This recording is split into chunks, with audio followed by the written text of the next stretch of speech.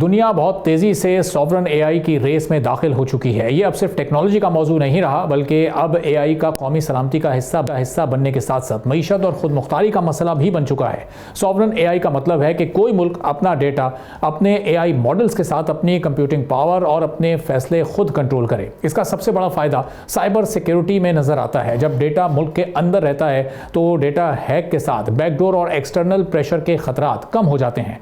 हसास दिफाई, माली और शहरी मालूमात गैर मुल्की सर्वर्स पर नहीं जाती। इससे रियासत को मुकम्मल तहफ़्फ़ुज़ मिलता है। डेवोस में इस साल एक वाज़ेह तब्दीली देखी गई। क्लाइमेट चेंज या इमदाद की बात अब पसे मंजर में जा चुकी है।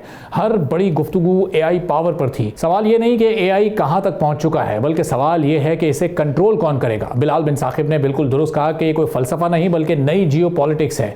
Chairman Pakistan virtual assets regulatory authority Bilal bin Saqib की सॉवरन एआई से मुताल्लिक मज़ीद क्या गुफ्तगू रही, ये आप भी मुलाहिज़ा कीजिए। At Davos this year, something shifted. Behind closed doors, nobody was actually talking about climate change or charity pledges. They were talking about power.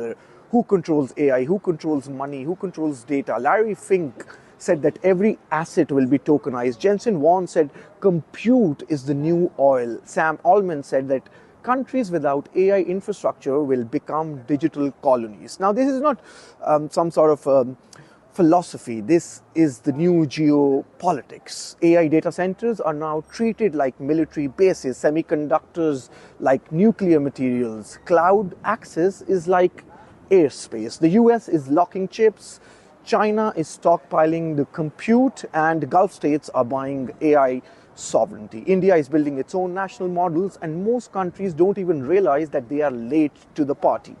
Meanwhile, stablecoins are quietly replacing SWIFT. Tokenized bonds essentially are settling in minutes. We are seeing trillions moving without headlines. This is essentially a new sort of Cold War where you don't have missiles, you have algorithms. There is no territory. It is about the infrastructure. For countries like Pakistan, it's a big opportunity. It's a fork in our history. We either build digital sovereignty or we rent our future.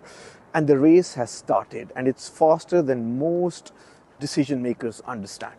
आज AI data centres को फौजी तनसीबात समझा जा रहा है। Semiconductors को nuclear material की तरह देखा जा रहा है। क्लाउड एक्सेस अब फ़िज़ाई हुदूद जैसी अहमियत रखता है। फ्रंटियर वन एआई के को फाउंडर समीर चिश्ती के मुताबिक एनर्जी के साथ दिफा और इंटेलिजेंस अब रियासतों के लिए हवा, पानी और खुराक जितने ज़रूरी हो चुके हैं।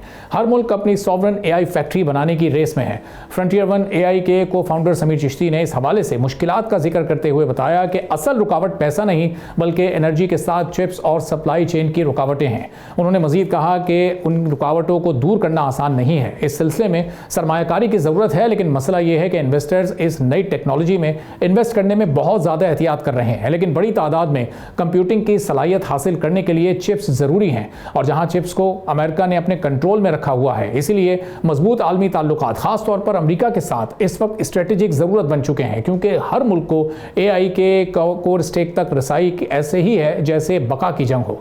अमेरिकी multinational management corporation black rock के सीईओ लैरी फिंक ने वाज़ेह किया है कि सॉवरन एआई मुस्तकबिल की मईशत की बुनियाद है। जो ममालिक अपनी ज़बान और सकाफत के साथ कौमी मफादात के मुताबिक एआई नहीं बनाएंगे, वो मुआशी तौर पर पीछे रह जाएंगे।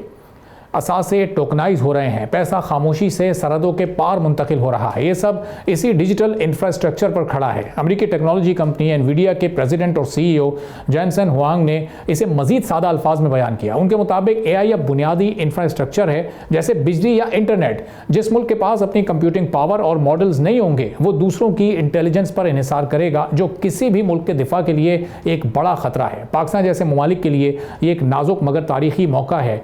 या तो हम अभी फैसला करें, अपना सॉवरन एआई इंफ्रास्ट्रक्चर बनाएं, या फिर डिजिटल कॉलोनी बनने का खतरा कबूल करें। ये दौड़ शुरू हो चुकी है, रफ्तार बहुत तेज है और ताखीर की कीमत बहुत भारी हो सकती है। पाकिस्तान को कैसे इस गैप को फिलअप करना है, कैसे इस गैप को कवर करना है, और क्या हिकमत अमली पाकिस्तान की आगे होनी चाहिए।